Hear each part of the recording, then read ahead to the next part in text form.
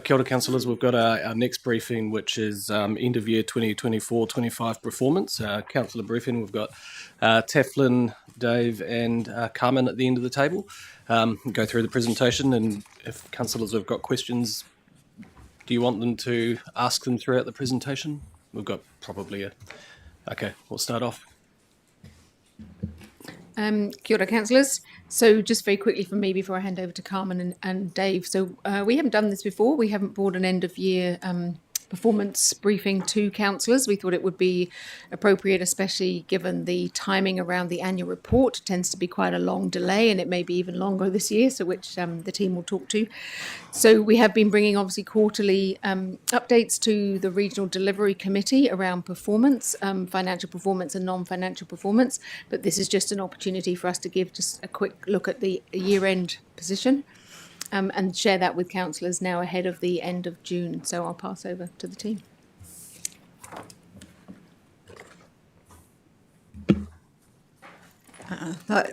Good afternoon, councillors. So thanks, Taff. So as Taff said, we just wanted to give you a preview of our end of year non-financial and financial performance results.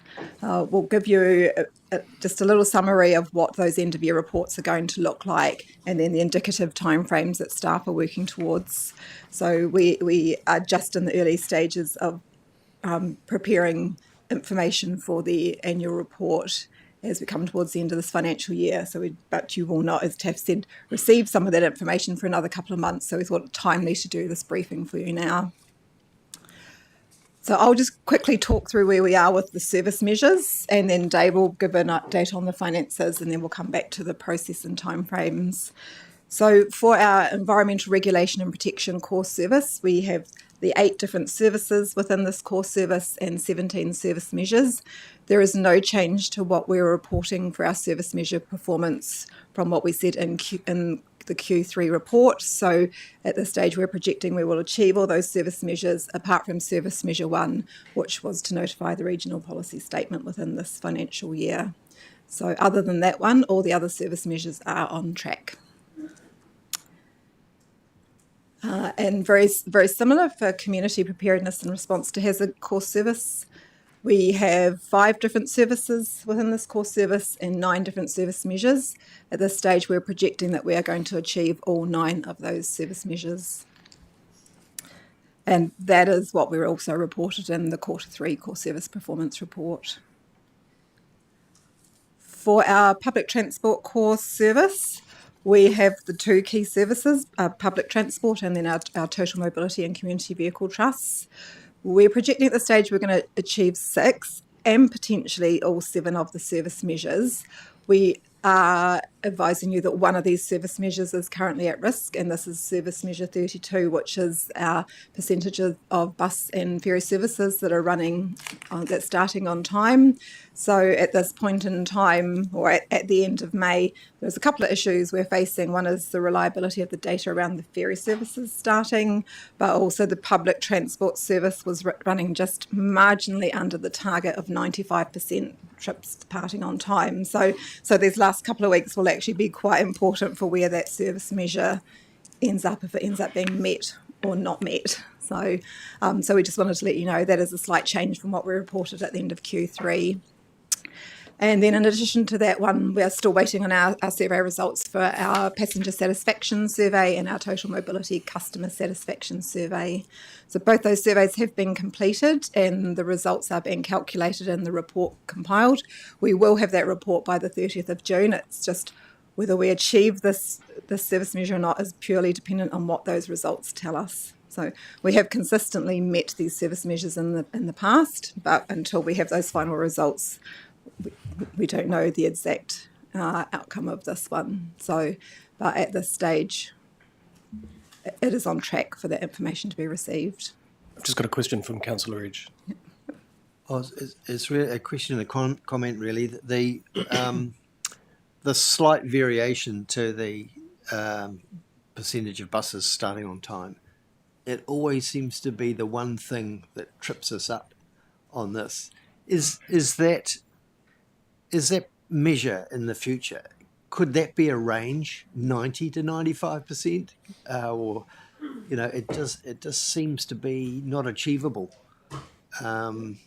fully achievable.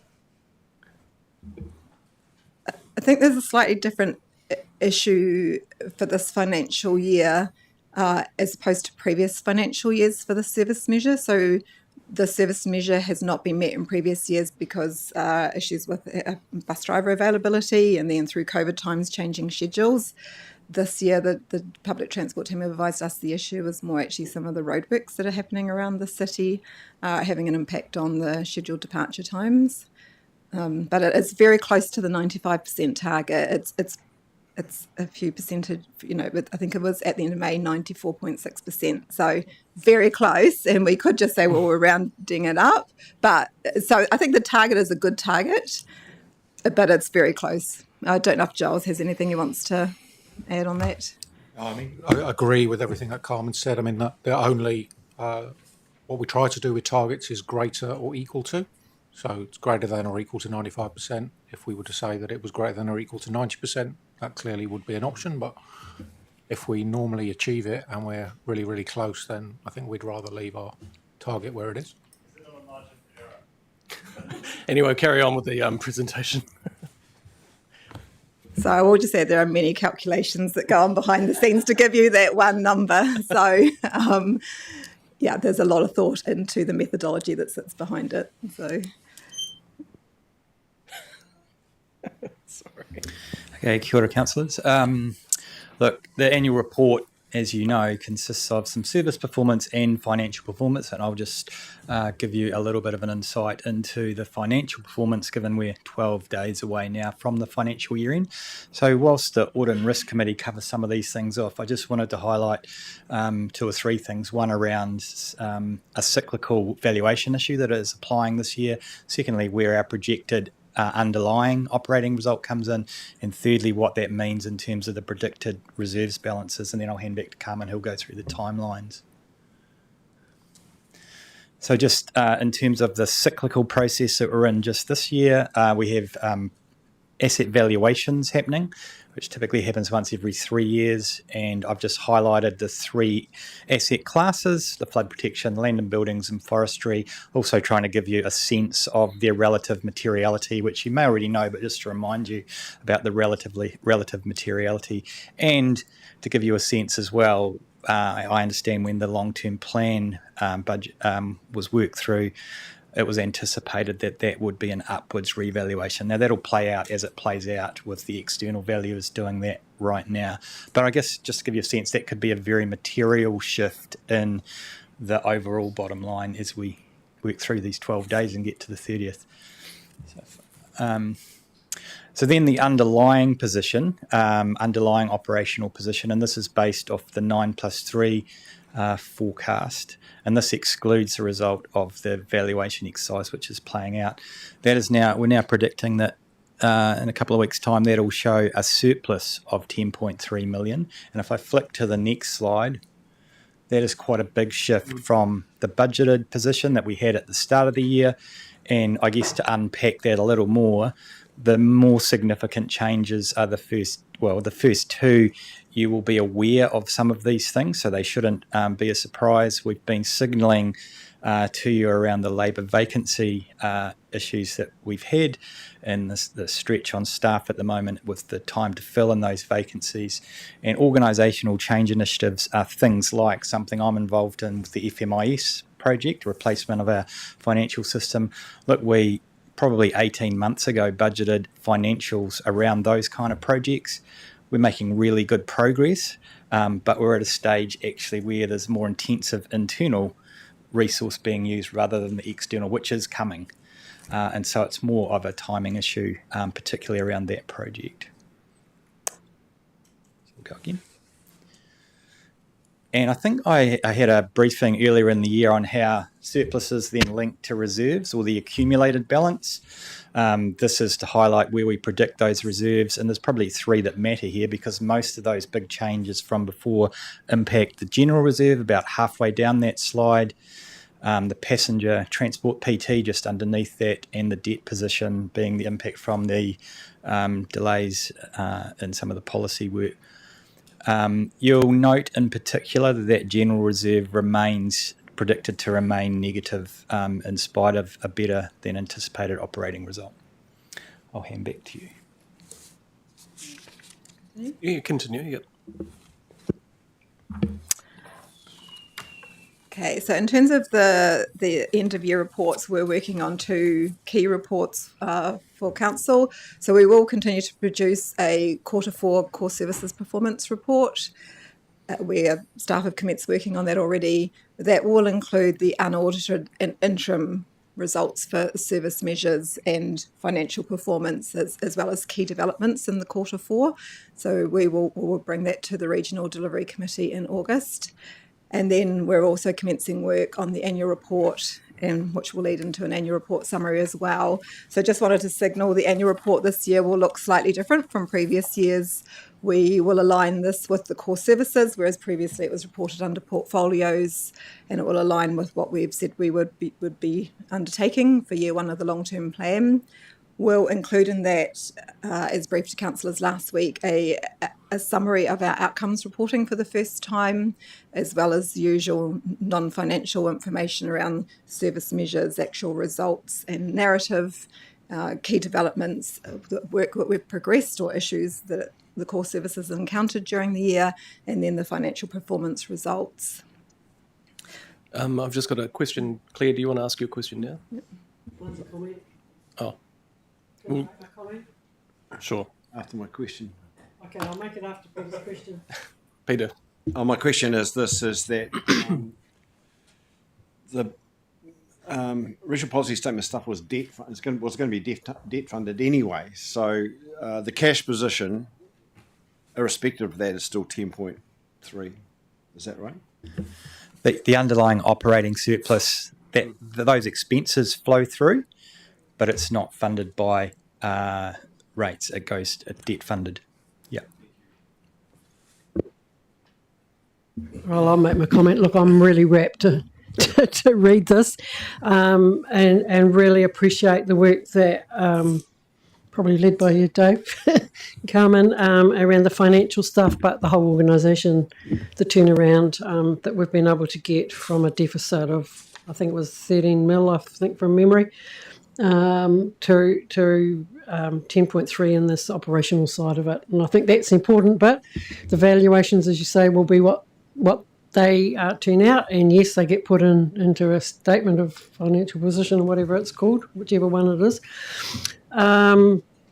But it's the cash. It's what we're collecting from our ratepayers. I think that's so important here. So look, thank you very much for all the work, and I just really do. I'm just delighted to see these figures on the slides. So, and certainly the impact from the organisational change initiatives and the labour vacancies. Well, even if we just took those 2, which we have more control over, they would have wiped out the 13 mil. We've got one more slide to go, so we'll do you want to go through that one last slide, and then we'll go open for questions and comments and whatnot. But Claire's already said most of the stuff. Yeah, I won't go any further.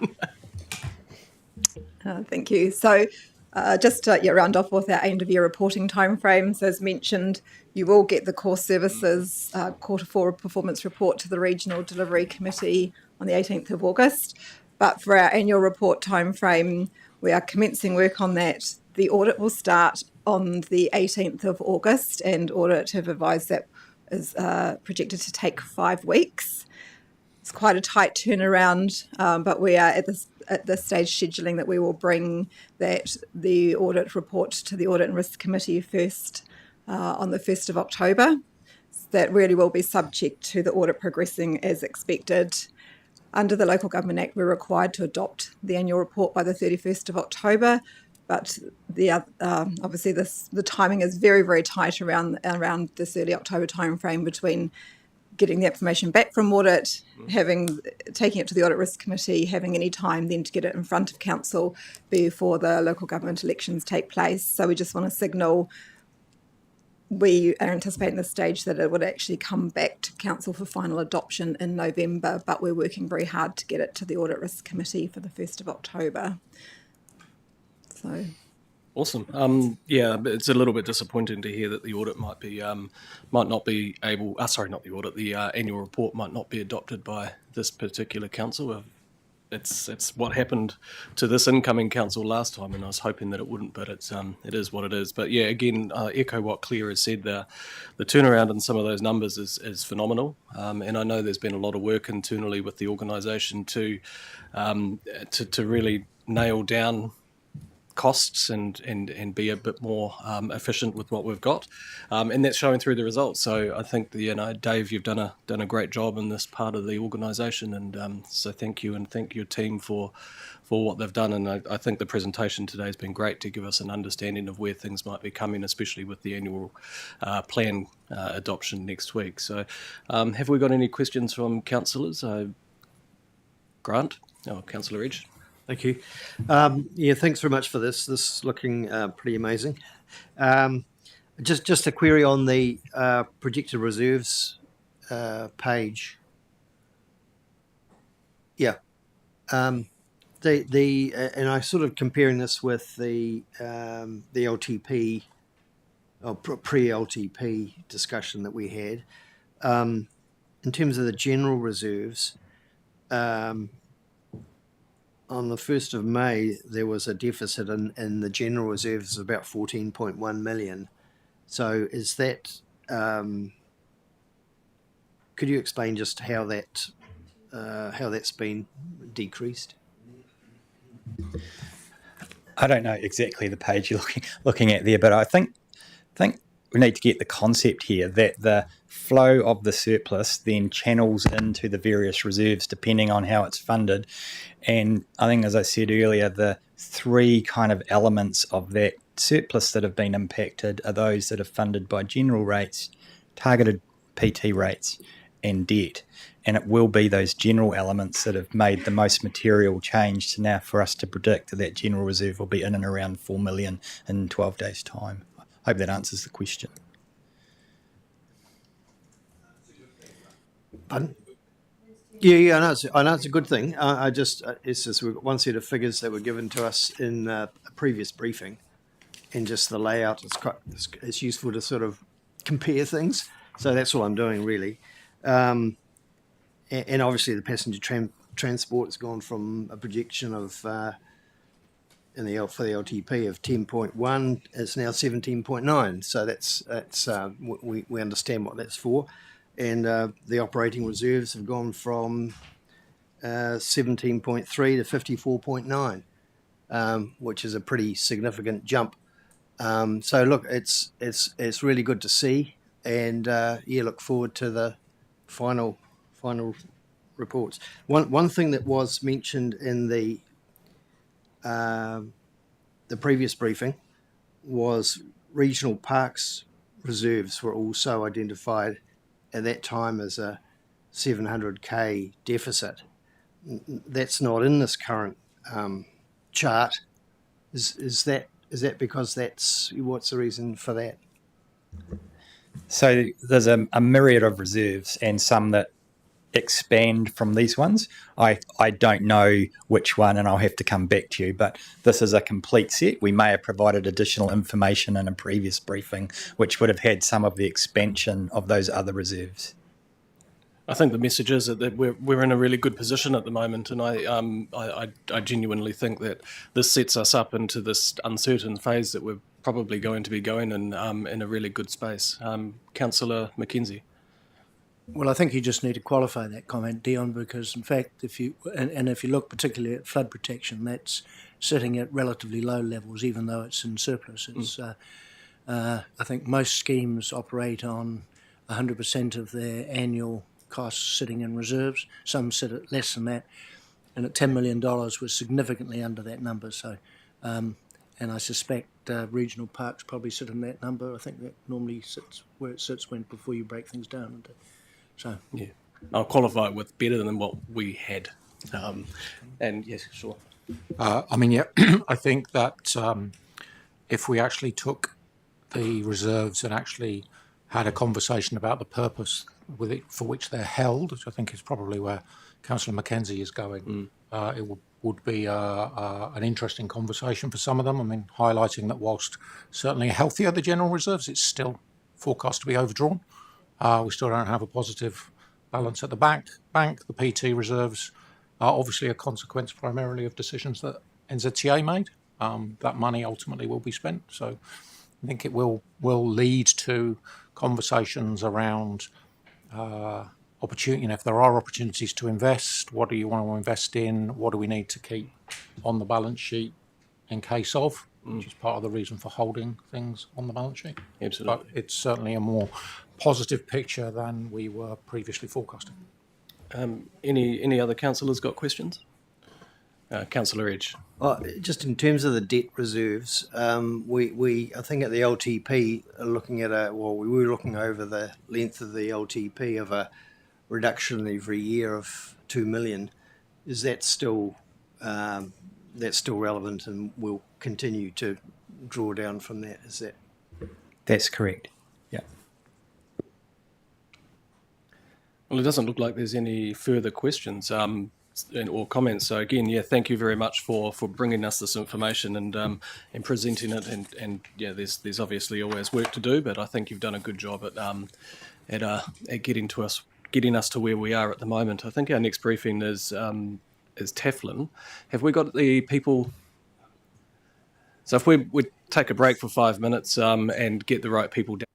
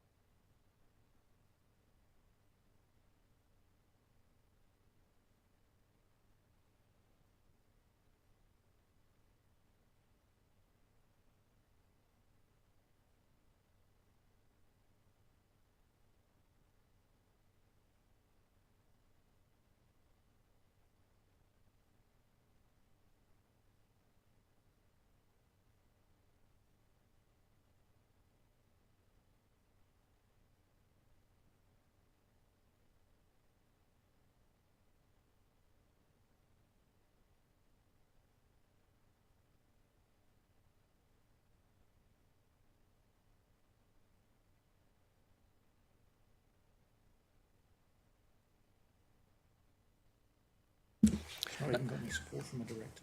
Kia ora, councillors and everybody online. We've got RMA National Direction briefing on the proposed changes, and obviously there is a lot of changes. And we've got Olivia Cook down the end of the table, run us through the presentation. Do you want to take questions throughout the presentation or run through the whole lot? Yeah, I thought I might just do a few introductory comments just to set the scene for how we might run it. So I might just go with that now, if that's Absolutely. great. Cool. So just to set the scene, we had the Freshwater National Direction Package workshop last week.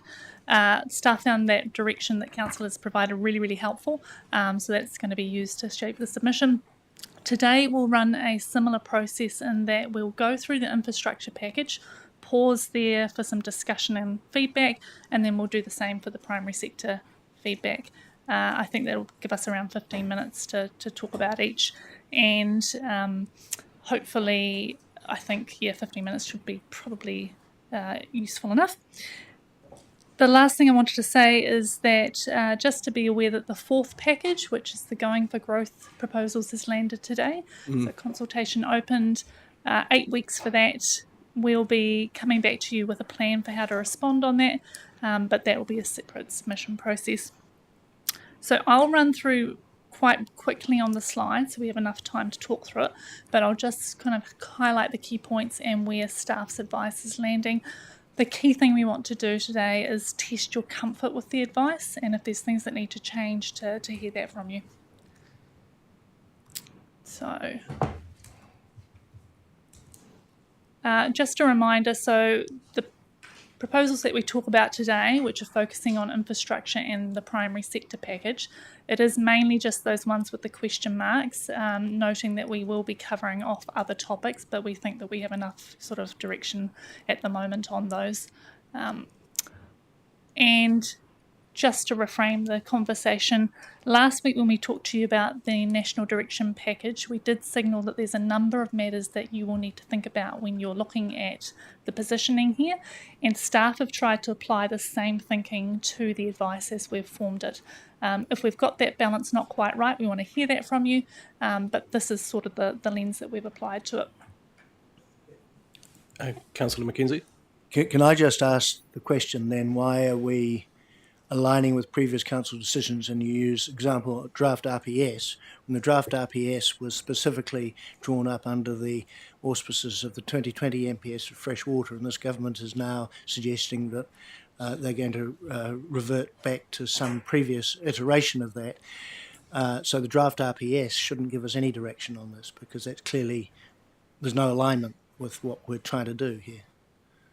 We never agreed to that. We never got to the point of agreeing on the draft RPS anyway. Yeah, that's a fair point, Councillor Mackenzie. I guess what we were trying to signal here is that there's some intent signalled through some documents that we're trying to apply to the thinking. On the freshwater proposal specifically that you mentioned, we got the clear direction from Council on where we should go in relation to that, and that was not to align with the MPSFM 2020. So this is more just to provide some context to the thinking. Yep. And I just also wanted to signal that we didn't talk about this in the workshop last week, but there are a number of matters that we will cover off at the start of the submission, and these tend to be cross-cutting themes that are sort of bigger and more strategic than the specific topic-based matters that we're going to talk to now. So, in terms of the big picture items in this, probably one of the most significant is the new National Policy Statement on infrastructure. Now, being a national policy statement, that would apply to your plan making processes and your consenting processes. And really the objective of this MPS is to reduce the cost and inefficiency associated with consenting. Now, to put that into context, in New Zealand, the Infrastructure Commission talks about the fact that we spend around 5% of the total cost of infrastructure on consenting, and for the smaller projects that rises to about 16%, so it is a significant cost. In terms of the scope of these proposals, it's a broader set of infrastructure than covered under the RMA, and particularly critical for the Council is the fact that it would include green infrastructure and flood management infrastructure. That's something we've never had covered under the RMA definition, and potentially now recognises and elevates the importance of that. Just a couple of other key points from these slides. One of them is the fact that this would now apply to spatial plans and strategic plans for infrastructure.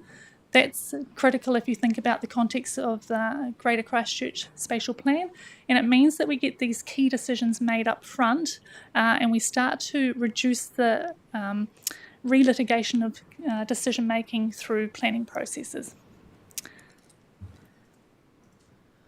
So where the staff's initial advice is landing is generally we think that this is a good idea. Infrastructure is one area where we've been lacking national direction in the past, so it would be supported. What we would suggest that we do is highlight in the submission that it's good to have policy direction, but actually there's a need to address the funding gap. If we think about local government infrastructure, we hold about $4.5 billion worth of assets. We hold 26% of all infrastructure in New Zealand. And if you think about Canterbury specifically, we spend about $800 million on flood infrastructure. So great to have the policy direction, but the funding and co-investment options, we would think that's a good thing to signal. We agree the scope looks generally appropriate. It's mainly infrastructure that provides public and social benefit. But we do think that it's worth highlighting some concerns about the specific mention around quarrying here. So to provide context to that, there are some quite enabling policy provisions for infrastructure supporting activities.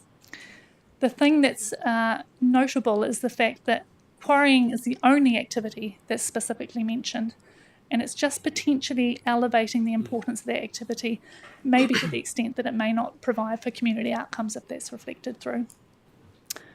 And then finally, and this picks up a little bit on the point that we've seen with the wastewater standard proposals, we think that although it's great to recognise that there's a need to enable infrastructure, some of the consenting provisions potentially don't allow us to impose requirements for better mitigations or to improve design where necessary to achieve community outcomes. So some opportunity to consider the need for betterment is recommended.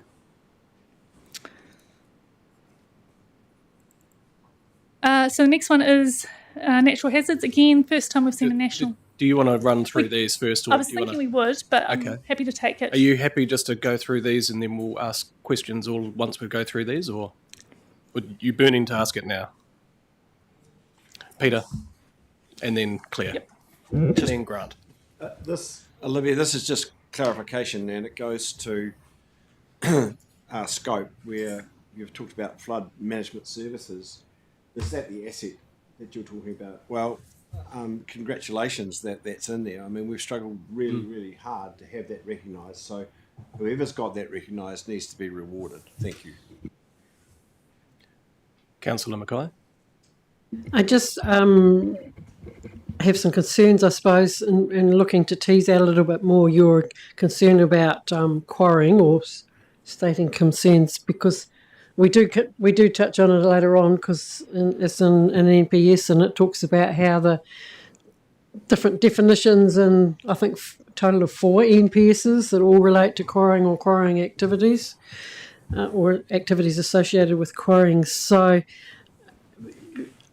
that I think is what I've read. I mean, I tried to read most of the stuff last night that the government's put out and the impact statements as well. And I just really don't understand what it is on this particular one that you're really so worried about it, if it's not dust. It's the fact that in the NPS for infrastructure, there's a definition of infrastructure supporting activities. Those are activities not carried out by the infrastructure provider. And in there, the only activity it specifically calls out, it says, which may include quarrying. Now, the potential concern is that by specifically listing that one activity and the policies that sit alongside it that say recognise and provide for infrastructure supporting activities, it may be potentially too enabling to achieve some of those outcomes. So it's highlighting just a potential elevation and whether that's appropriate. I guess if I just might add there, it's a comment that we often have where we get papers here and it says such as, and then people want to add a whole lot of extra because of things. So I think we have it within our own building from time to time, but yeah, okay, I understand. Councillor Edge, did you want to ask it now or after we finish the next Yeah, section? probably now because we're moving on to natural hazards, but I was just going to keep to the infrastructure part. Just a couple of comments from me, really. Just reference to the interim regulatory impact statement that went with the main document. Yeah, look, I'm really supportive of the reference to green infrastructure that delivers flood management services. That's really useful, and they give an example in the impact statement from that was likely to include consideration of things like overland flow paths, water courses, and streams, with infrastructure activities including regeneration and restoration. And so I think that's really useful, and we do need to make that positive because it's some concerns that we've had. And in terms of the quarries, yes, I'm worried about that statement as well, especially the potential for environmental degradation, where at the moment a wetland could be excavated for quarrying purposes or urban growth or whatever, and I think that's really that would be a sad day to see a diminishing of the importance of our wetlands. And also similarly, the care of and location of quarries related to protection of natural features and landscapes. It could also have at the moment there's some controls over that, or conditions of those sorts of things. In terms of infrastructure efficiency, urban intensification and regeneration to reduce that expansion of our infrastructure into green spaces, and we can do that better by urban intensification to go up rather than out, and making that really important in terms of efficiency of infrastructure overall. The last bullet on your list about betterment, yes, if that betterment means that we are looking at more designing with nature as opposed to engineered solutions, I think that could be really useful as well. Councillor Mackenzie. I just wanted to say that we need to. You talk about the inefficiency. No, it talks about the inefficiency of consenting decisions, and one of the biggest inefficiencies in consenting decisions at the moment is the length of time for which consents are being granted. They need to be as long as possible. Otherwise, you've got inefficiency of having to reconsent and the cost and everything else. And in terms of quarries, I think we've got to get over ourselves to a degree. And if you go out to, what Lady Isaacs has done out in the quarries out by the Waimak, just because you might destroy something, it doesn't mean that you can't rehabilitate something else once you've taken the aggregate out of those quarries. So I think we need to be a little bit more open-minded, remembering that any infrastructure that we build that involves concrete, it needs aggregate. So this is a major cost to urbanisation, efficiency of urbanisation, roading, bridges, any type of infrastructure. We need aggregate, and we need to think about not how to stop it, but actually how to mitigate or rehabilitate afterwards. We'll go through the natural hazards part now. Sure.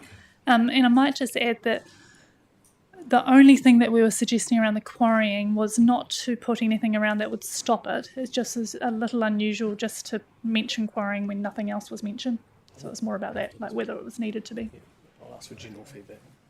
I suspect the source of having a cheap and efficient process of acquiring aggregate is probably the reason why they mentioned quarries specifically. So you've got to think about that, and therefore, if it's going to happen anyway, what are the things we can do to make the rehabilitation as effective as possible? Right, so on to the natural hazards. First time we've had a new national policy statement for natural hazards. It is just an interim step, so we are expecting more national direction to come in the future.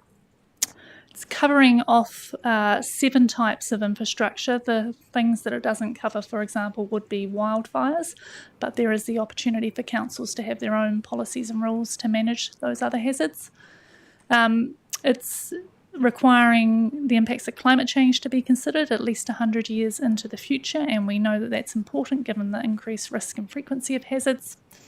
And they're proposing to use a matrix method to determine what significant risk is, so likelihood plus consequence. They do make an explicit statement in there that it wouldn't apply to infrastructure and it won't apply to primary production activities. For infrastructure, we might see some national direction on natural hazards in the future. I suspect we won't on the primary production activities, just on the basis of the comments in the document which state that they don't see a need to address that at the moment. So just highlighting the sort of general positioning that staff's recommending is just to support this. This has been a massive gap in the past, and we do see that as positive. Also supporting the requirement for considering climate impacts. One of the things that we suggest raising is some national guidance on which climate scenarios to use. Within the council at the moment, there's still advice being developed on that, and so some national direction would be helpful to get that consistency. Also, in terms of just assessing risk, we know that we don't necessarily at the moment have any consistency around minimum standards for data that might be required. So that would be a suggestion that we suggest should be made. And then just making sure development's in the right place. What we do know is that if you put in place some forms of mitigation to reduce the risk of natural hazards, so that might be, for example, flood infrastructure, you may increase the risk in the future by enabling communities to settle there. So that's generally where the advice is recommended to be landing on this. Awesome. I was just going to ask, around the quarrying part from my point of view, the only thing that I would look at that we could potentially say would be around the reverse sensitivity matter and the link to that reverse sensitivity and the potential health impacts. And I know that's probably stringing a long bow, but it is important to when you do have those reverse sensitivity issues. And I think the Chair Pauline, did you have some comments you wanted to make? I was just generally supportive of your advice, Olivia. So just wanted on the on the infrastructure one. So that's all I wanted to say. I thought what you've put together there looks good. So thank you, Councillor Scott. In terms of the infrastructure required for landfill and for recycling and those sorts of, is this handled under? Is there any mention of that under the infrastructure required for?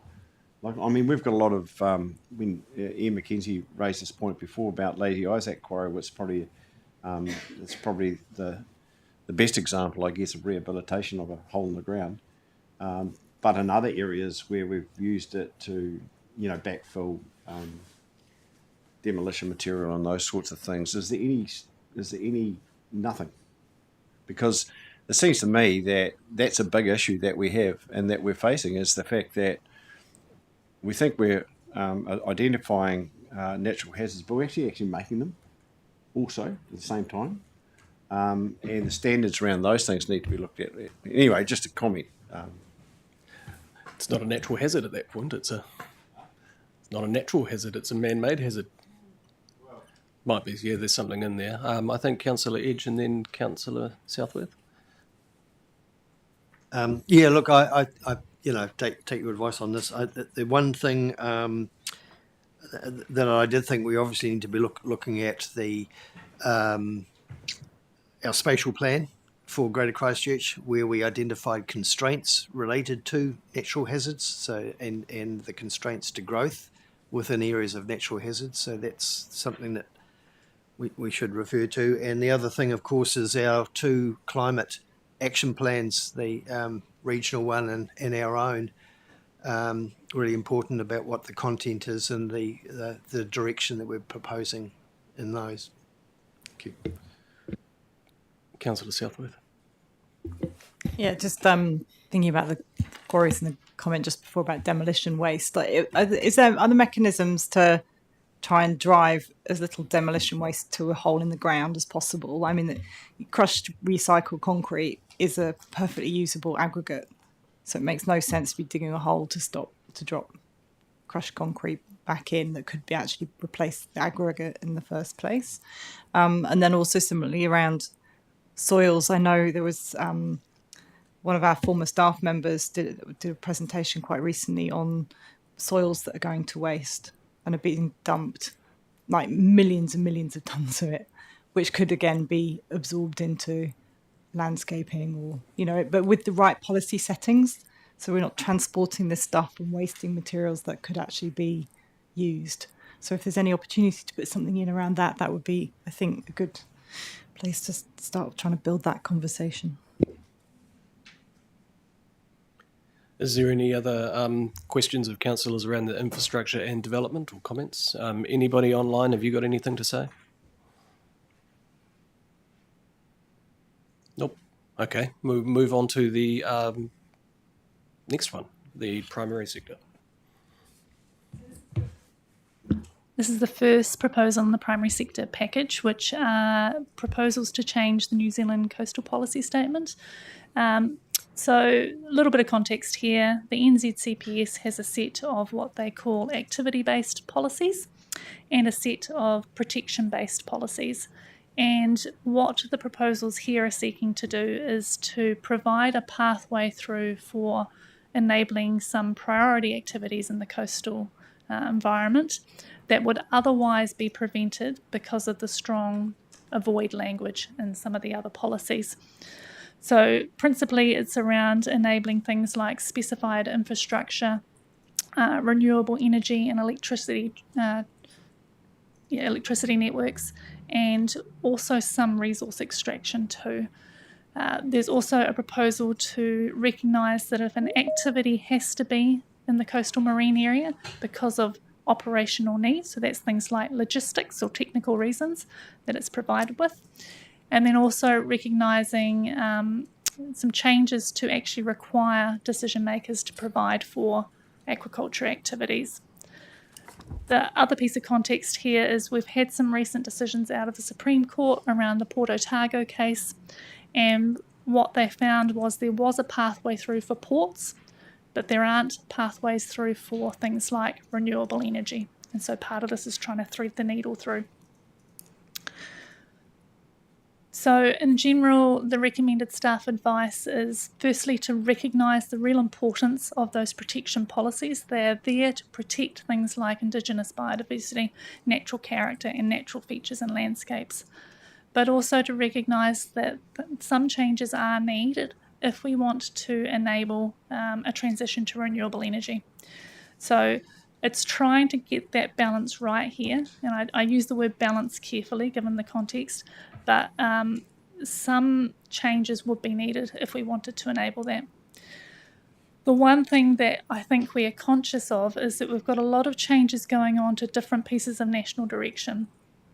So when the NZCPS was drafted up, it was drafted up with the understanding that infrastructure was only that in the RMA. And we're just signalling here that we need to be making sure that if the changes are made to these provisions, that they're made with that context in mind. Otherwise, there might be a need to make some subsequent changes. So generally, support Policy 6 to recognise renewable energy and provide for future generations, support the intent that treaty settlements are upheld, and to provide for aquaculture and aquaculture management areas, as that will enable economic opportunities for mana whenua to be realised. That's where the staff advice is sitting. Councillor Edge. Thanks, Olivia. I'm really concerned about Policy 6 and 7 especially. I've gone through Policy 6 and I've about 14 different items under that. There are only 2 that really talk about avoidance, but that's in the context of encouragement, consideration. It's not saying no. And I suppose I'm asking if you could go through those and just have another look at that really closely, because in policy 6A and B, it does allow for infrastructure, supply of transport of energy, including generation, transmission, electricity, already in that. But what this is about, policy 6 and 7, is about saying, okay, if you're going to put these things on the coast, do it in a certain way. I think it is actually very, very enabling. And the conditions are about an environmental aesthetic at the end of it. So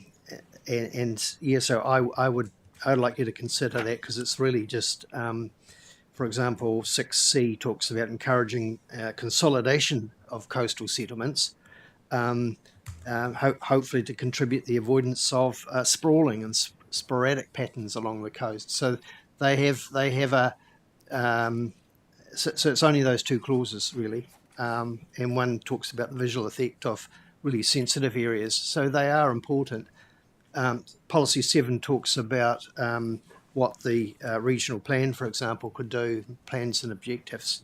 And that's really talking about the inappropriateness of an activity. It's not saying no. It's just giving us the ability to say, okay, maybe this isn't the best place, or this is a better that you could do. So it's, to me, it is enabling, requiring consideration of reasonable controls and conditions, setbacks or whatever. So I mean, that's. Grant, is there anything, because we've just want to? Yeah. Look, if you've got any specific questions, I don't support the changes to policy 6, and if you could have a look at it, and be more specific about which of the items in policy 6 that you could reconfigure, because it is an important, one of the most important pieces of our legislation. Thanks, Grant. Well, if you've got any specific ones, maybe afterwards. It's just that policy 6, okay. and Councillor Mackay, did you have a question? I have a different view. I did read the government direction and the regional impact statement again, and I do think that given the case law, the recent case law, which I had all actually been aware of as well, that to allow some of the specified activities to go ahead, I think we've definitely got to make the changes that are being mooted here. So I'm definitely in support of the staff advice. Thank you. Is there any other comments, questions based on this one? Councillor Southworth, have you got something? No, okay, we'll move on to the next one. Just noting there's a slight difference in views there. Councillor Ward? Yeah, I'm like Claire. I'm very supportive of staff's initial advice on this document. Thank you. We'll move on to the next one. And maybe just to give a little bit of confidence there, they are very targeted changes to 1A and 1G. So it's about recognising renewable energy specifically. The 1A policy, they haven't been specific about the wording. It's not the entirety of the policy. Yeah. Like, I appreciate that. Yeah, just fine-tuning of specific clauses. Chair Pauling? I just suggested, I know the next steps are that you'll produce a table and the draft submission points and stuff. So at that point, we'll get a chance to give feedback as well. So, yes. Grant, I'm sure you can, at that stage, do some specific stuff around that, and it might be in context, might be a bit better. So thank you. So next proposal is around an NES for commercial forestry. So this exists already.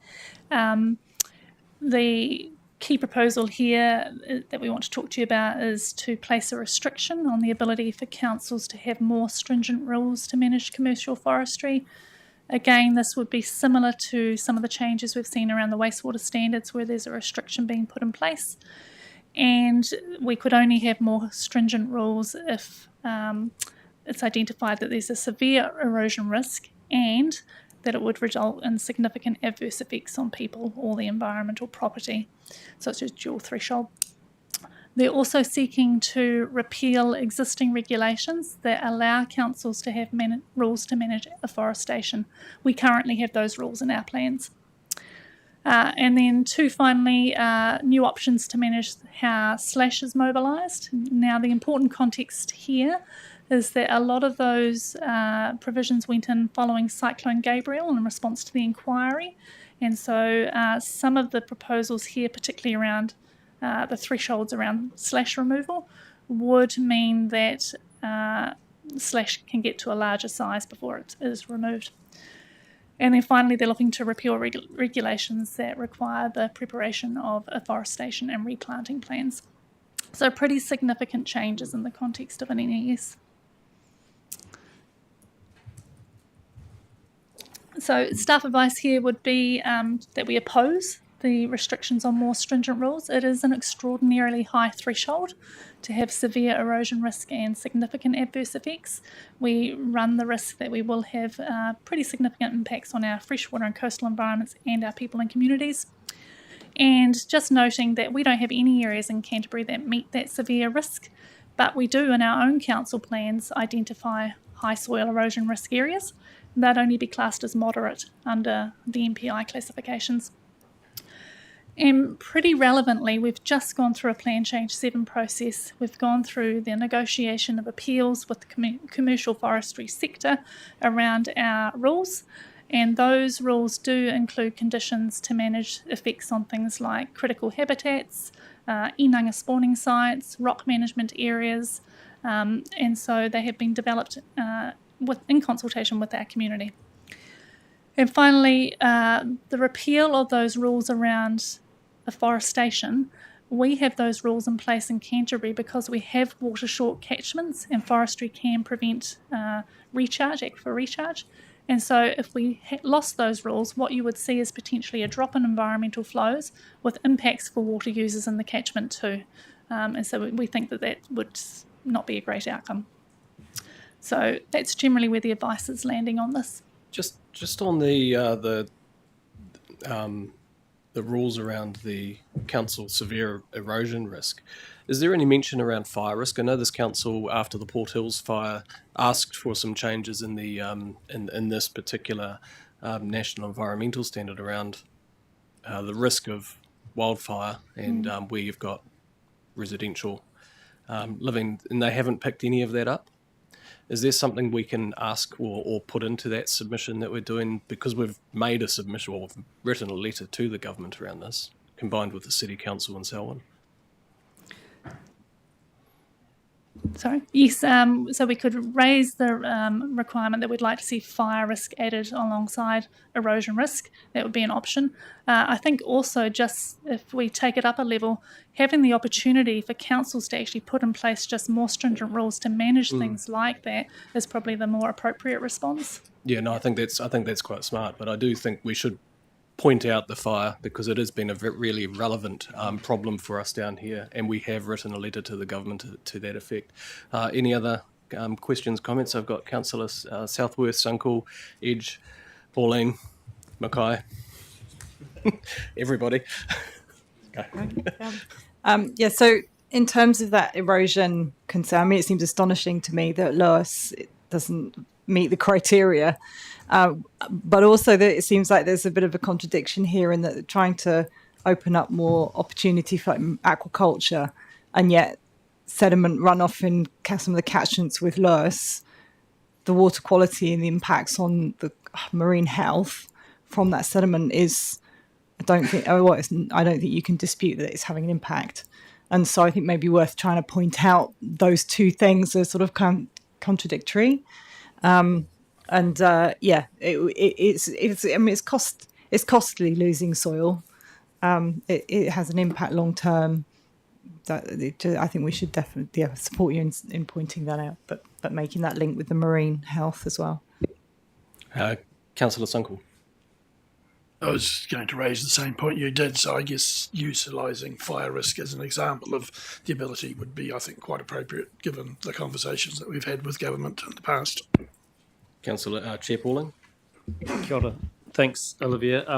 Really support what you're saying here, and I think the fire one is just an example of the reason why you need to be able to have those ability to make rules more stringent, and if you do that in association with your community and with the partners and stakeholders, and that should stand, and good science, of course. I think have the government picked up anything from the work that was done post the Tairāwhiti? Because I sort of heard some stuff from councillors up there that they felt like it didn't quite go far enough for them. So as I understand it, prior to this change, they picked up some changes and amended the NES for commercial forestry. And then as a response, this proposal is looking to potentially change some of those responses that were introduced through the inquiry. So it's a little bit of a winding back. Yeah. Councillor Ridge? Yeah, I support the opposition to this. I think it's potentially extremely damaging for our landscape across Canterbury, not only for it's just potentially inappropriate places. So for me, it would be commentary about the protection or the avoidance of forestry, if you like, on areas of significant landscapes that communities value or outstanding natural landscapes that people value, and proximity to various things. So yeah, very, very important, and to have those in our rules at the moment about some control over that would be great. Councillor Mackay? No, other than just thinking that this is a national policy statement, so we've got a wide range of soils and environments right across New Zealand. But look, I agree with the sentiment that you're proposing here for our organisation, so no argument with your initial advice that's there. Councillor, I think, sorry, for me, strongly pushing back against the dual threshold and making sure that somehow either through the afforestation and planting management plans, but certainly acknowledging the water short areas, I think is crucial. Councillor Mackenzie? I support Claire's comments really around the supporting your position on the dual thresholds. I think we need to stress that without those controlling flood risk in our rivers and the damage done to infrastructure is something you can't manage. And I guess whether their terms of 3 metres long by whatever it was, I'm not very good at metrics, but if it's that can do a lot of damage in clogging up rivers, and so they need to think about that. And I can't help but reflect that I think New Zealand and Canada are still two of the only jurisdictions in the world that allow clear felling over a certain slope, and we should be reflecting on that. And so if they do away with severe erosion risk and significant adverse effects, we need to be talking about slope and other things. We need some jurisdiction there. I'm not a great fan of rules and regulations, but I think in terms of unfettered forestry and inappropriate areas, we do need some sort of constraints. Yeah, good comment. Move on to the next one. Right, so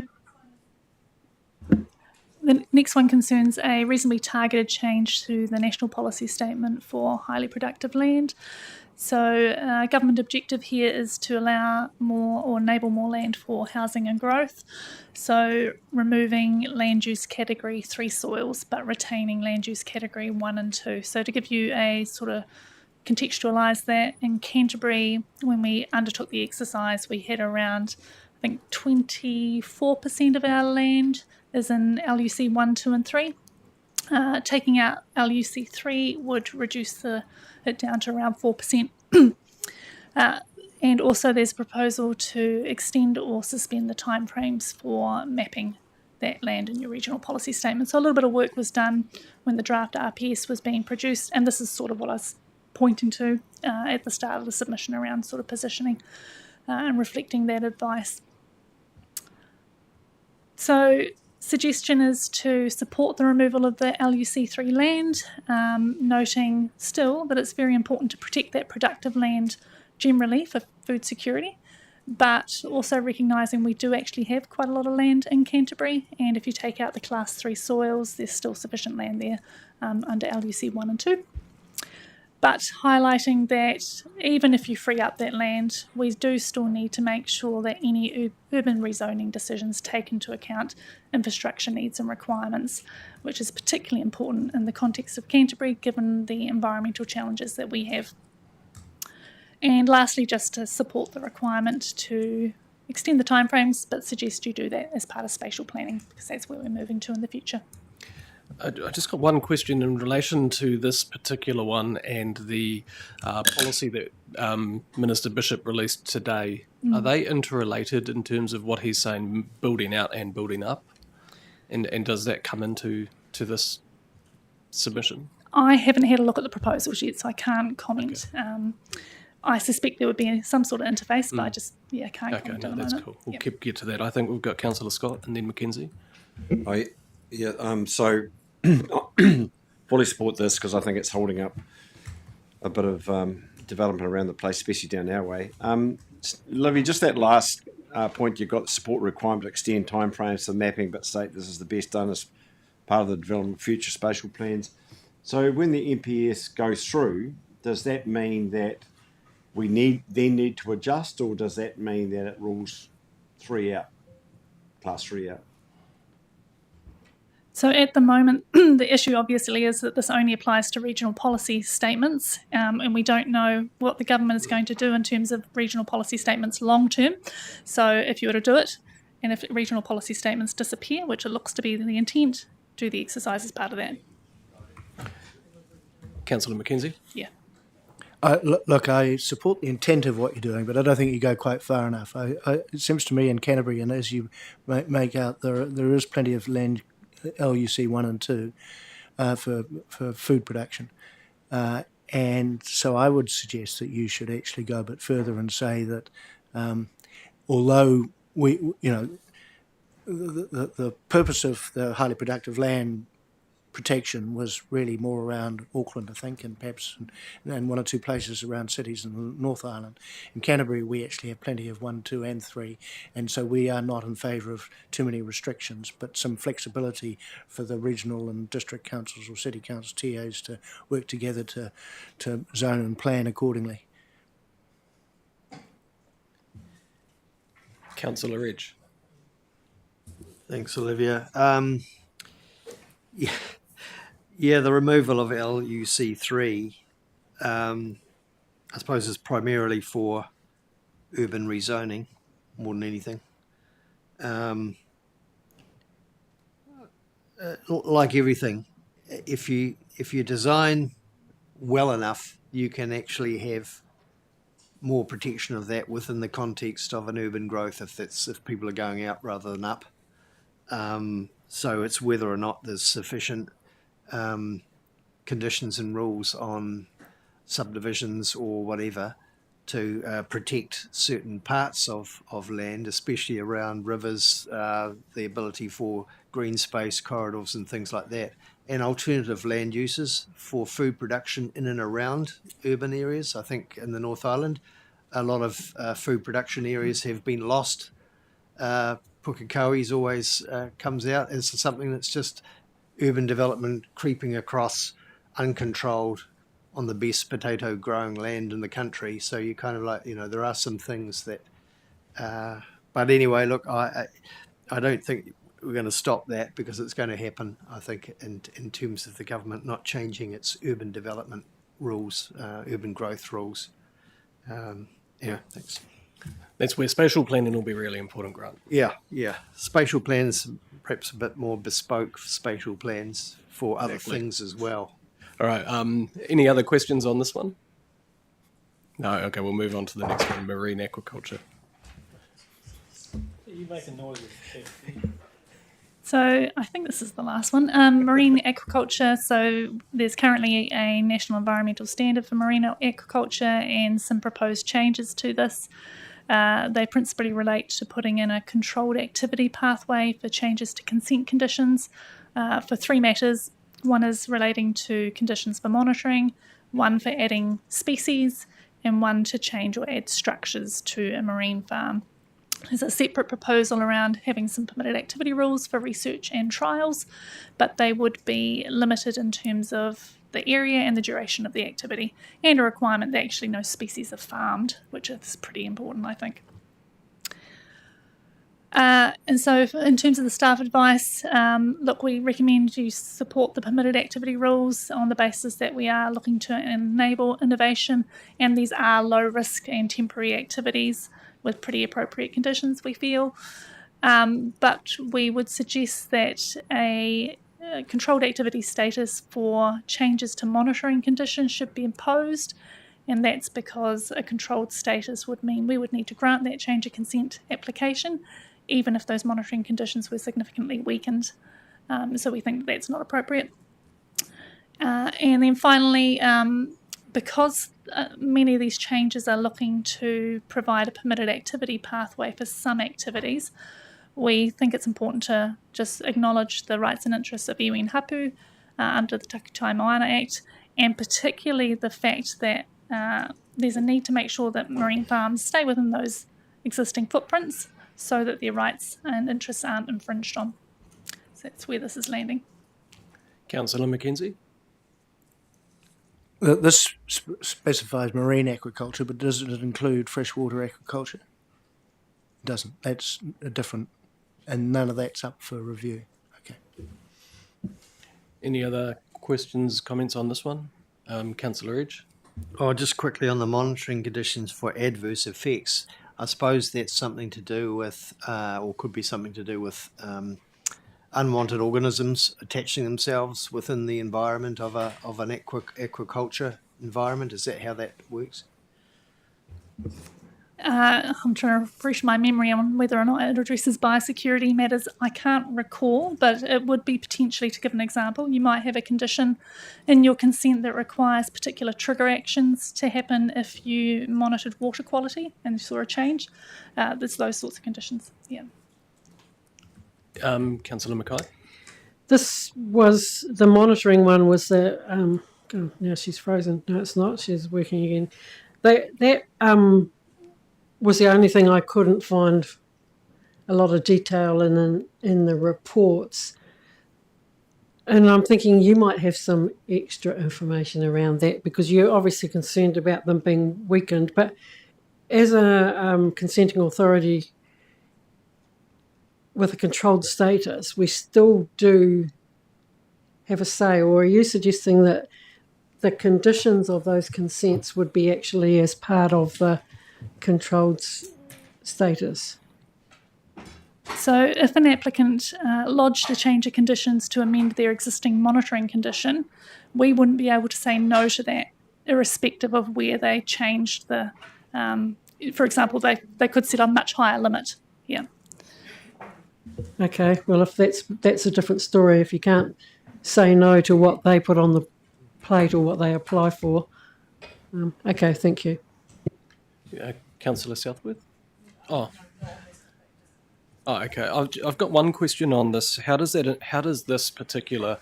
I like the ability to be able to support innovation, but how does that interrelate with the precautionary approach at the high level within the current RMA? So under the RMA, general principle is applying the precautionary approach. I think this probably interfaces quite well, because as we can see there, these are low-risk activities with conditions that, from the look of it, seem to be generally appropriate. No species farmed, small structures. So I think it aligns reasonably well. That's good. Any other questions on this one? Okay, we'll move on to the next steps. I see. Yeah, so just a slide to finish off. We will be taking the feedback today. We've got that table that we're starting to populate, which we will provide to councillors for review.